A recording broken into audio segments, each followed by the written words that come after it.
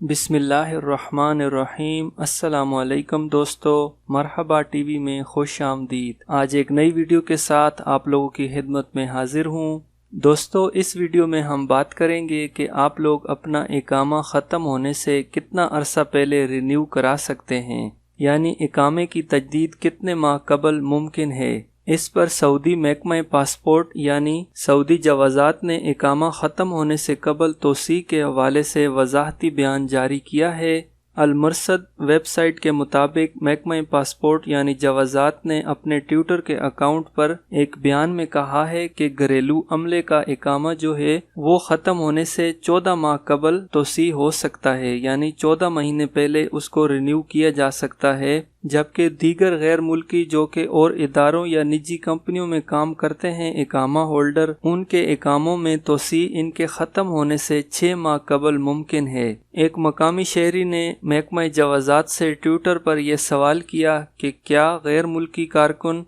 अकामे में तोसी इसके ख़त्म होने से पहले करा सकता है और कितनी मुद्दत पहले ये मुमकिन है। इस पर महकमा जवाजात ने जवाब दिया कि घरेलू अमले के अकामे में तोसी 14 माह कबल मुमकिन है, जबकि निजी इदारों और कंपनियों में काम करने वाले गैर मुल्की मुलाजमीन जो हैं वो अपना इकामा की तोसी इसके ख़त्म होने से 6 माह कबल करा सकते हैं, लेकिन उसके लिए शर्त है कि वर्क परमिट यानी वीज़ा और मेडिकल इंश्योरेंस 6 महीने के लिए बाकी हो, यानी 6 महीने मुयस्सर हो, ताकि इकामा 6 महीने तक रिन्यू हो सके। अगर इसमें वीज़े की डेट कम हो या मेडिकल इंश्योरेंस की डेट कम हो तो 6 महीने पहले इकामा रिन्यू नहीं होगा। उम्मीद करता हूँ दोस्तों ये वीडियो आप लोगों के लिए हेल्पफुल होगी। अगर ये वीडियो अच्छी लगे तो इसको लाइक करें और शेयर करें, और मज़ीद इस तरह की वीडियोस देखने के लिए मेरे चैनल को सब्सक्राइब करना ना भूलें।